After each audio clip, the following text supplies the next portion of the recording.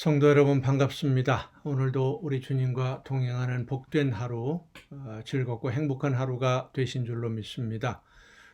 비가 오더니 이제 저녁 때가 되면서 눈도 섞여 오는 진눈깨비입니다. 밤에는 또 눈이 와서 쌓인다고 하는데 건강들 조심하시고 늘 주님과 동행하는 복된 삶을 누릴 수 있기를 바랍니다. 오늘 우리가 함께 은혜를 나눌 본문 말씀 로마서 2장 17절부터 29절까지에 있는 말씀입니다. 로마서 2장 17절부터 29절까지에 있는 말씀 봉독합니다. 유대인이라 불리는 내가 율법을 의지하며 하나님을 자랑하며 율법의 교훈을 받아 하나님의 뜻을 알고 지극히 선한 것을 분간하여 맹인의 길을 인도하는 자요 어둠에 있는 자의 빛이요 율법에 있는 지식과 진리의 모본을 가진 자로서 어리석은 자의 교사요 어린아이의 선생이라고 스스로 믿으니 그러면 다른 사람을 가르치는 내가 내 자신은 가르치지 아니하느냐? 도둑질하지 말라 선포하는 내가 도둑질하느냐? 간음하지 말라 말하는 내가 간음하느냐? 우상을 가증히 여기는 내가 신전 물건을 도둑질하느냐? 율법을 자랑하는 내가 율법을 범함으로 하나님을 욕되게 하느냐? 기록된 바와 같이 하나님의 이름이 너희 때문에 이방인 중에서 모독을 받는도다. 내가 율법을 행하면 할례가 유익하나 만일 율법을 범하면 내 할례는 무할례가 되느니라. 그런즉 무할례자가 율법의 규례를 지키면 그 무할례를 할례와 같이 여길 것이 아니냐. 또한 본래 무할례자가 율법을 온전히 지키면 율법 조문과 할례를 가지고 율법을 범하는 너를 정죄하지 아니하겠느냐. 무릇 표면적 유대인이 유대인이 아니요 표면적 육신의 할례가 아니니라. 오직 이면적 유대인이 유대인이며 할례는 마음에 할지니 영에 있고 율법 조문에 있지 아니한 것이라. 그 칭찬이 사람에게서가 아니요 다만 하나님에게서니라. 아멘. 어제도 한 가지 질문을 드리면서 말씀을 우리가 함께 나누었는데 오늘도 먼저 여러분에게 한 가지 질문을 드리도록 하겠습니다. 여러분은 예수 그리스도를 구주로 믿고 고백하며 그 믿음으로 오늘을 살고 계십니까? 다시 한번 질문을 한다면 예수님을 믿는다는 증거를 어떻게 가지고 그 증거를 어떻게 나타내 보이면서 어떤 열매로 오늘을 살고 있습니까? 성경 찬송을 가지고 교회 와서 예배 참석한다고 해서 우리가 믿는 성도라고 생각해서는 안 됩니다. 성경을 읽고 세례를 받았고 그리고 교회 예배에 참석하고 있으니까 나는 믿는 사람이다 이렇게 생각해서도 안 됩니다. 교회 열심히 헌신하고 봉사하는 것만으로도 안 됩니다. 오늘 본문 말씀은 형식적인 것들이 믿음의 증거가 되지 못한다라고 하는 것을 우리에게 말씀해 줍니다. 겉모양만 있는 것은 믿음이 아니라고 하는 것이죠. 믿음은 삶 그 자체입니다. 마음과 뜻과 생각 그리고 생활하는 모든 것.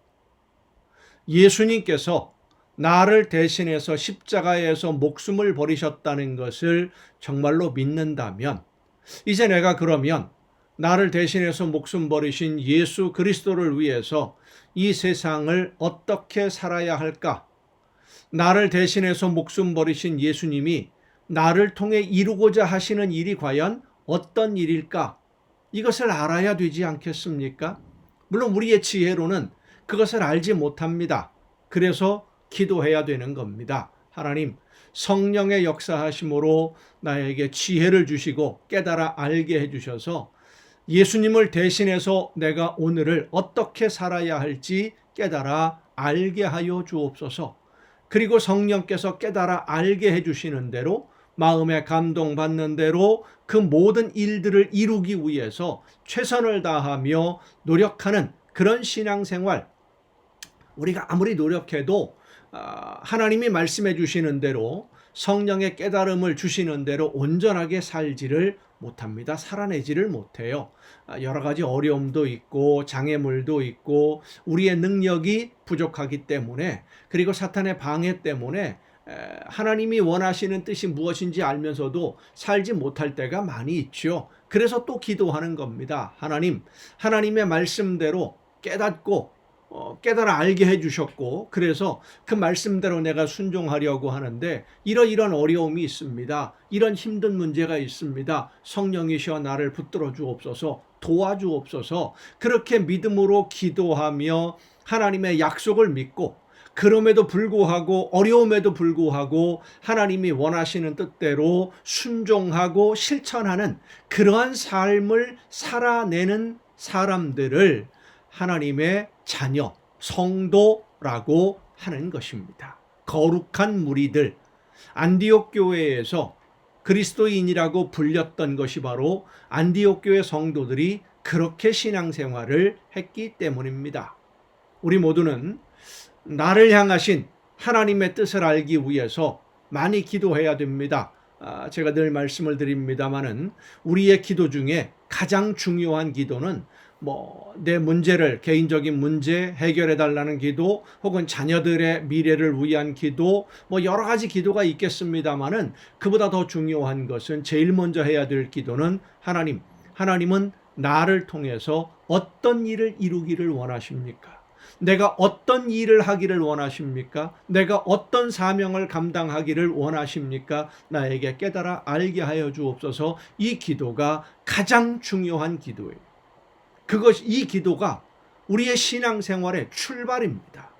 나를 통해 이루기를 원하시는 하나님의 뜻이 무엇인지 알기 위해서 정말로 많이 기도해야 되고, 그렇게 깨달아 알게 된 하나님의 뜻대로 실천하기 위해서 최선을 다해 노력하며, 내 힘으로 다하지 못하는 그 모든 사명들 감당하지 못하는 것을 안타까워하며 하나님의 도우심을 간구하는 그런 기도의 생활, 그게 바로 하나님이 기뻐하시는 아름다운 성도의 신앙생활인 것입니다. 그렇게 하나님의 말씀을 듣고 그 말씀을 따라 순종하고자 최선을 다할 때에 성령의 능력으로 우리와 함께 해주시고 붙들어 주시고 놀라운 기적의 역사들을 통해서 하나님이 기뻐하시는 열매가 맺혀질 수 있도록 우리의 삶을 인도해 주시는 줄로 믿습니다.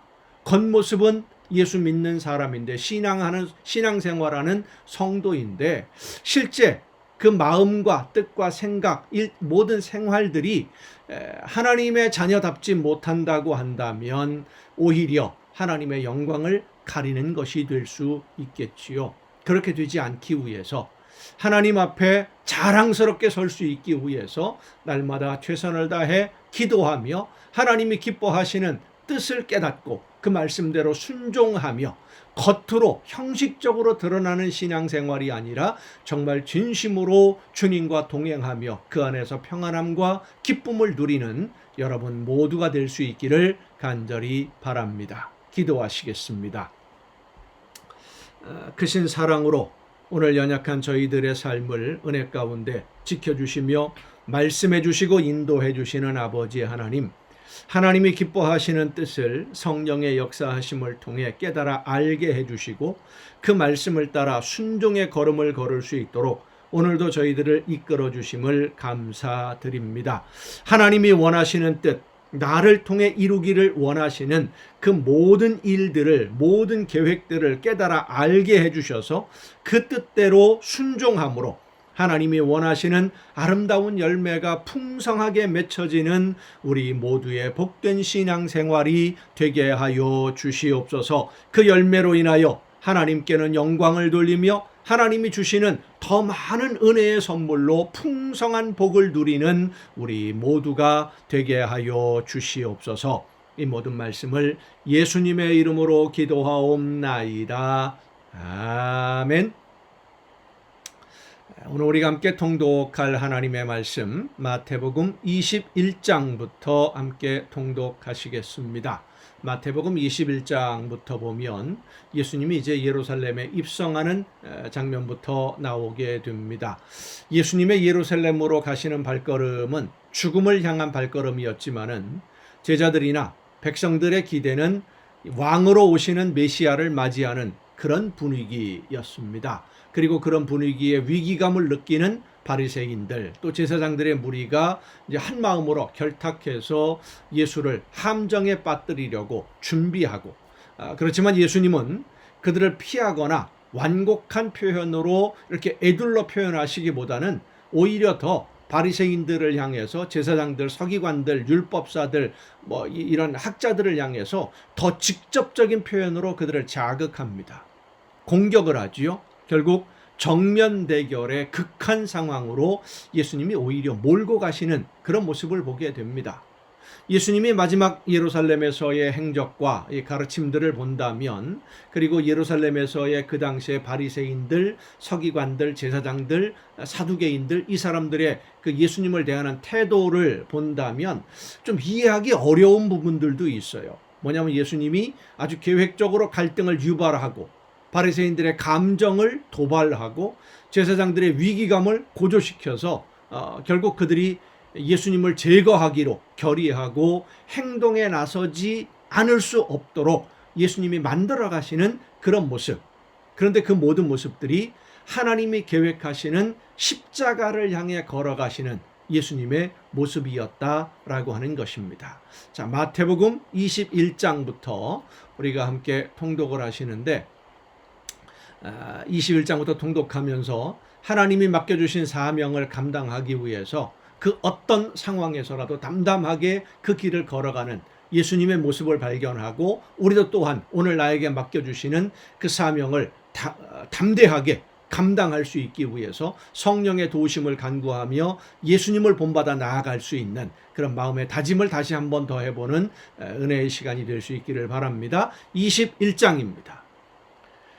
그들이 예루살렘에 가까이 가서 감람산 벳바게에 이르렀을 때에 예수께서 두 제자를 보내시며 이르시되 너희는 맞은편 마을로 가라. 그리하면 곧 매인 나귀와 나귀 새끼가 함께 있는 것을 보리니 풀어 내게로 끌고 오라. 만일 누가 무슨 말을 하거든 주가 쓰시겠다 하라. 그리하면 즉시 보내리라 하시니 이는 선지자를 통하여 하신 말씀을 이루려 하심이라. 일러스되 시온 딸에게 이르기를 내 왕이 내게 임하나니 그는 겸손하여 나귀 곧 멍에 매는 짐승의 새끼를 탔도다 하라 하였느니라. 제자들이 가서 예수께서 명하신 대로 하여 나귀와 나귀 새끼를 끌고 와서 자기들의 겉옷을 그 위에 얹음에 예수께서 그 위에 타시니 무리의 대다수는 그들의 겉옷을 길에 펴고 다른 이들은 나뭇가지를 베어 길에 펴고 앞에서 가고 뒤에서 따르는 무리가 소리 높여 이르되 호산나 다윗의 자손이여 찬송하리로다. 주의 이름으로 오시는 이여 가장 높은 곳에서 호산나 하더라. 예수께서 예루살렘에 들어가시니 온 성이 소동하여 이르되 이는 누구냐 하거늘 무리가 이르되 갈릴리 나사렛에서 나온 선지자 예수라 하니라. 이 소문들이 제사장들, 서기관들, 바리새인들, 그 당시 권력자들에게 다 들어가니까 백성들이 어떻게 맞이하고 있는지 긴장할 수밖에 없는 것이죠. 예수께서 성전에 들어가사 성전 안에서 매매하는 모든 사람들을 내쫓으시며 돈 바꾸는 사람들의 상과 비둘기 파는 사람들의 의자를 둘러 엎으시고 그들에게 이르시되 기록된 바 내 집은 기도하는 집이라 일컬음을 받으리라 하였거늘 너희는 강도의 소굴을 만드는도다 하시니라. 맹인과 저는 자들이 성전에서 예수께 나오매 고쳐주시니 대제사장들과 서기관들이 예수께서 하시는 이상한 일과 또 성전에서 소리질러 호산나 다윗의 자손이여 하는 어린이들을 보고 노하여 예수께 말하되 그들이 하는 말을 듣느냐. 예수께서 이르시되 그렇다. 어린 아기와 젖먹이들의 입에서 나오는 찬미를 온전하게 하셨나이다 함을 너희가 읽어본 일이 없느냐 하시고 그들을 떠나 성 밖으로 베다니에 가서 거기서 유하시니라. 이른 아침에 성으로 들어오실 때에 시장하신지라 길가에서 한 무화과 나무를 보시고 그리로 가사 잎사귀밖에 아무것도 찾지 못하시고 나무에게 이르시되 이제부터 영원토록 네가 열매를 맺지 못하리라 하시니 무화과 나무가 곧 마른지라. 제자들이 보고 이상하게 여겨 이르되 무화과 나무가 어찌하여 곧 말랐나이까. 예수께서 대답하여 이르시되 내가 진실로 너희에게 이르노니 만일 너희가 믿음이 있고 의심하지 아니하면 이 무화과 나무에게 된 이런 일만 할 뿐 아니라 이 산더러 들려 바다에 던져지라 하여도 될 것이요 너희가 기도할 때에 무엇이든지 믿고 구하는 것은 다 받으리라 하시니라. 열매가 없으면 결국 버림받게 된다 라고 하는 것을 예수님이 상징적으로 보여주신 그런 사건이라고 할 수 있겠습니다. 예수께서 성전에 들어가 가르치실새 대제사장들과 백성의 장로들이 나와 이르되 네가 무슨 권위로 이런 일을 하느냐 또 누가 이 권위를 주었느냐. 예수께서 대답하시되 나도 한 말을 너희에게 물으리니 너희가 대답하면 나도 무슨 권위로 이런 일을 하는지 이르리라. 그러니까 예수님은 그들과 논쟁을 해서 설명을 해드리기보다는 너희들 이 정도도 모르면서 감히 나한테 대들지 말어 하고 그들의 입을 딱 막아버리는 그런 방법을 취하시는 거죠. 요한의 세례가 어디로부터 왔느냐 하늘로부터냐 사람으로부터냐. 그들이 서로 의논하여 이르되 만일 하늘로부터라 하면 어찌하여 그를 믿지 아니하였느냐 할 것이요 만일 사람으로부터라 하면 모든 사람이 요한을 선지자로 여기니 백성이 무섭다 하여. 그러니까 제사장들 서기관들 바리새인들이 백성들의 눈치를 엄청나게 많이 보는 사람들이라는 거예요. 여론의 그 영향을 많이 받는 사람들, 그들을 두려워하고 그들로부터의 신뢰를 잃을까 그게 제일 걱정되는 사람들이었죠. 예수께 대답하여 이르되 우리가 알지 못하노라 하니 예수께서 이르시되 나도 무슨 권위로 이런 일을 하는지 너희에게 이르지 아니하리라. 그러나 너희 생각에는 어떠하냐. 어떤 사람에게 두 아들이 있는데 맏아들에게 가서 이르되 예 오늘 포도원에 가서 일하라 하니 대답하여 이르되 아버지 가겠나이다 하더니 가지 아니하고 둘째 아들에게 가서 또 그와 같이 말하니 대답하여 이르되 실소이다 하였다가 그 후에 뉘우치고 갔으니 그 둘 중에 누가 아버지의 뜻대로 하였느냐. 이르되 둘째 아들이니이다. 말씀 듣고 예 아니오가 아니라 그대로 순종했느냐 실천했느냐 이것이 더 중요하다는 것이죠.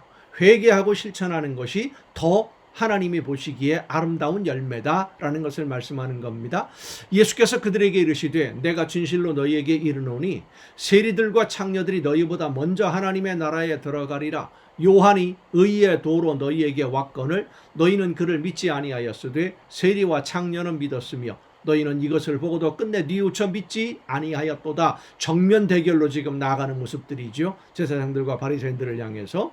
다른 한 비유를 들으라. 한 집주인이 포도원을 만들어 산 울타리로 두르고 거기에 즙자는 틀을 만들고 망대를 짓고 농부들에게 세로 주고 타국에 갔더니 열매 거둘 때가 가까움에 그 열매를 받으려고 자기 종들을 농부들에게 보내니 농부들이 종들을 잡아 하나는 심히 때리고 하나는 죽이고 하나는 돌로 쳤거늘.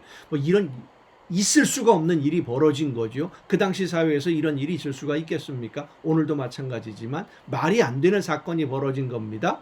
다시 다른 종들을 처음보다 많이 보내니 그들에게도 그렇게 하였는지라. 후에 자기 아들을 보내며 이르되 그들이 내 아들은 존대하리라 하였더니 농부들이 그 아들을 보고 서로 말하되 이는 상속자니 자 죽이고 그의 유산을 차지하자 하고 이에 잡아 포도원 밖에 내쫓아 죽였느니라. 그러면 포도원 주인이 올 때에 그 농부들을 어떻게 하겠느냐. 그들이 말하되 그 악한 자들을 진멸하고 포도원은 제때에 열매를 바칠 만한 다른 농부들에게 새로 줄지니이다.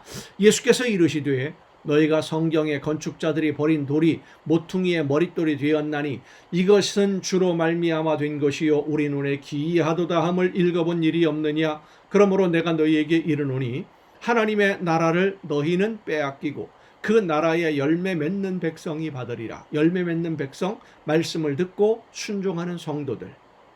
단순하게 그렇게 생각하시면 됩니다. 하나님의 말씀을 듣고 사람의 말이 아니라 성령께서 깨우쳐 주시는 나를 향하신 하나님의 뜻을 깨달아 알고 그 말씀대로 순종하는 성도들이 하나님 나라의 주인들이 된다는 겁니다. 유업으로 받는다는 것이죠. 이 돌 위에 떨어지는 자는 깨지겠고 이 돌이 사람 위에 떨어지면 그를 가루로 만들어 흩으리라 하시니 대제사장들과 바리새인들이 예수의 비유를 듣고 자기들을 가리켜 말씀하신 줄 알고 이 악한 농부들이 바로 자기들을 비유로 말씀하시는 거라는 것을 깨달아 알아요. 찔림을 받아요. 그런데 회개하지 않아요. 성령께서 깨달음을 주시는데도 돌이킬 생각이 없어요. 그러니 용서받지 못하는 거죠. 잡고자 하나 무리를 무서워하니 이는 그들이 예수를 선지자로 알미었더라. 22장입니다. 예수께서 다시 비유로 대답하여 이르시되 천국은 마치 자기 아들을 위하여 혼인잔치를 베푼 어떤 임금과 같으니, 계속해서 바리새인들과 제사장들, 서기관들을 공격하는, 비판하는 그런 말씀들입니다. 그 종들을 보내어 그 청한 사람들을 혼인잔치에 오라 하였더니 오기를 싫어하거늘, 다시 다른 종들을 보내며 이르되 청한 사람들에게 이르기를 내가 오찬을 준비하되 나의 소와 살찐 짐승을 잡고 모든 것을 갖추었으니 혼인잔치에 오소서 하라 하였더니 그들이 돌아보지도 않고 한 사람은 자기 밭으로 한 사람은 자기 사업하러 가고 그 남은 자들은 종들을 잡아 모욕하고 죽이니, 임금이 노하여 군대를 보내어 그 살인한 자들을 진멸하고 그 동네를 불사르고 이에 종들에게 이르되 혼인잔치는 준비되었으나 청한 사람들은 합당하지 아니하니 네거리 길에 가서 사람을 만나는 대로 혼인잔치에 청하여 오라 한데, 종들이 길에 나가 악한 자나 선한 자나 만나는 대로 모두 데려오니 혼인잔치에 손님이 가득한지라. 임금이 손님들을 보러 들어올새 거기서 예복을 입지 않은 한 사람을 보고 이르되 친구여 어찌하여 예복을 입지 않고 여기 들어왔느냐 하니 그가 아무 말도 못하거늘, 임금이 사환들에게 말하되 그 손발을 묶어 바깥 어두운 데에 내던지라. 거기서 슬피 울며 이를 갈게 되리라 하니라. 청함을 받은 자는 많되 택함을 입은 자는 적으니라. 이에 바리새인들이 가서 어떻게 하면 예수를 말의 올무에 걸리게 할까 상의하고 자기 제자들을 헤롯 당원들과 함께 예수께 보내어 말하되 선생님이여 우리가 아노니 당신은 참되시고 진리로 하나님의 도를 가르치시며 아무도 꺼리는 일이 없으시니 이는 사람을 외모로 보지 아니하심이니이다. 그러면 당신의 생각에는 어떠한지 우리에게 이르소서. 가이사에게 세금을 바치는 것이 옳으니까 옳지 아니하니까 하니, 예수께서 그들의 악함을 아시고 이르시되 외식하는 자들아 어찌하여 나를 시험하느냐. 세금 낼 돈을 내게 보이라 하시니 데나리온 하나를 가져왔거늘, 예수께서 말씀하시되 이 형상과 이 글이 누구의 것이냐. 이르되 가이사의 것이니이다. 이에 이르시되 그런즉 가이사의 것은 가이사에게 하나님의 것은 하나님께 바치라 하시니 그들이 이 말을 듣고 놀랍게 여겨 예수를 떠나가니라. 세금을 바치는 문제는 로마 정부와의 아주 미묘한 문제였습니다.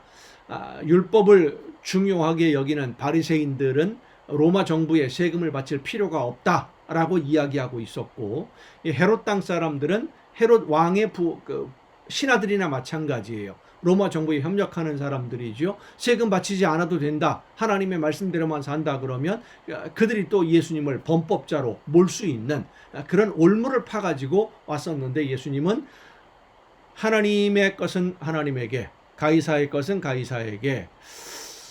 참 놀라운 말씀입니다. 얼마 전에 제가 이 본문으로 말씀을 전했는데, 너희가 하나님의 형상으로 지음받았으면 하나님의 형상으로 지음받은 사람답게 살아야 되지 않겠느냐라고 하는 경고의 말씀도 포함되어 있는 아주 책망이 들어있는 그런 말씀이죠. 부활이 없다 하는 사두개인들이 그날 예수께 와서 물어 이르되, 계속해서 예수님을 그 함정에 빠뜨리려고 찾아오는 겁니다. 선생님이여 모세가 일렀으되 사람이 만일 자식이 없이 죽으면 그 동생이 그 아나에게 장가들어 형을 위하여 상속자를 세울지니라 하였나이다. 우리 중에 7형제가 있었는데 마지가 장가들었다가 죽어 상속자가 없으므로 그 아내를 그 동생에게 물려주고 그 둘째와 셋째로 7째까지 그렇게 하다가 최후에 그 여자도 죽었나이다. 그런즉 그들이 다 그를 취하였으니 부활 때에 7 중에 누구의 아내가 되리이까? 예수께서 대답하여 이르시되 너희가 성경도 하나님의 능력도 알지 못하는 고로 오해하였도다. 부활 때에는 장가도 아니가고 시집도 아니가고 하늘에 있는 천사들과 같으니라. 죽은 자의 부활을 논할진대 하나님이 너희에게 말씀하신 바 나는 아브라함의 하나님이요 이삭의 하나님이요 야곱의 하나님이로라 하신 것을 읽어보지 못하였느냐.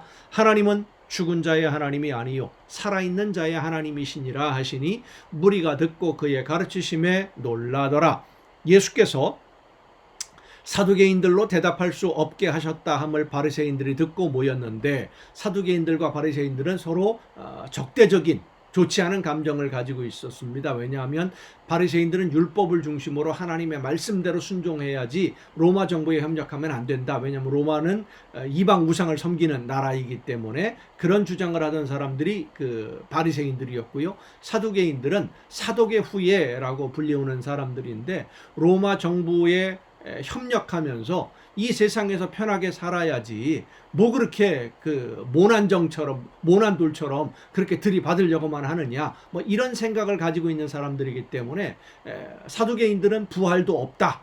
부활이 있으면 큰일 나잖아요. 나중에 하나님의 말씀대로 율법대로 지키지 않은 것들이 드러나게 되면 자기들 안 되니까 부활이 없다 하는 사람들이고, 바리새인들은 부활을 주장하는 사람들이고, 이렇게 서로 갈등 관계에 있었던 사람들인데 예수님을 공격하는 데는 마음이 하나가 됩니다. 예수께서 사두개인들로 대답할 수 없게 하셨다 함을 바리새인들이 듣고 모였는데, 그 중에 한 율법사가 예수를 시험하여 묻되, 선생님, 율법 중에서 어느 계명이 크니까? 예수께서 이르시되, 내 마음을 다하고 목숨을 다하고 뜻을 다하여 주 너희 하나님을 사랑하라 하셨으니 이것이 크고 첫째 되는 계명이요 둘째도 그와 같으니 내 이웃을 내 자신과 같이 사랑하라 하셨으니 이 두 계명이 온 율법과 선지자의 강령이니라. 바리새인들이 모였을 때에 예수께서 그들에게 물으시되, 너희는 그리스도에 대하여 어떻게 생각하느냐? 누구의 자손이냐? 대답하되 다윗의 자손이니이다. 이르시되, 그러면 다윗이 성령에 감동되어 어찌 그리스도를 주라 칭하여 말하되, 주께서 내 주께 이르시되 내가 내 원수를 내 발 아래에 둘 때까지 내 우편에 앉아 있으라 하셨도다 하였느냐? 다윗이 그리스도를 주라 칭하셨은즉 어찌 그의 자손이 되겠느냐 하시니 한마디도 능히 대답하는 자가 없고 그날부터 감히 그에게 묻는 자도 없더라. 아멘. 물러서지 아니하고 그리고 바리새인들과 제사장들과 이렇게 그 갈등을 일으키게 되면 어떤 결과가 올지 아시는 예수님께서 일부러 그들과의 갈등을 자꾸만 유발시키는, 그들의 감정을 건드리는 이런 공격적인 언어 표현들, 결국은 십자가를 향해 한 걸음 한 걸음 나아가시는, 사명을 감당하기 위해서 스스로 위험 속에 들어가시는 예수님의 모습을 볼 수 있습니다. 오늘 우리에게 맡겨주신 사명을 감당하기 위해서 우리도 한 걸음 한 걸음 하나님이 기뻐하시는 대로만 걸어가는, 그래서 아름다운 열매로 하나님께 영광 돌리는 여러분 모두가 될 수 있기를 간절히 바랍니다. 오늘도 여러분 수고 많으셨습니다. 내일 또 정한 이 시간 가정 예배를 통해서 여러분 모두 함께 다시 만날 수 있기를 바랍니다. 내일 뵙겠습니다.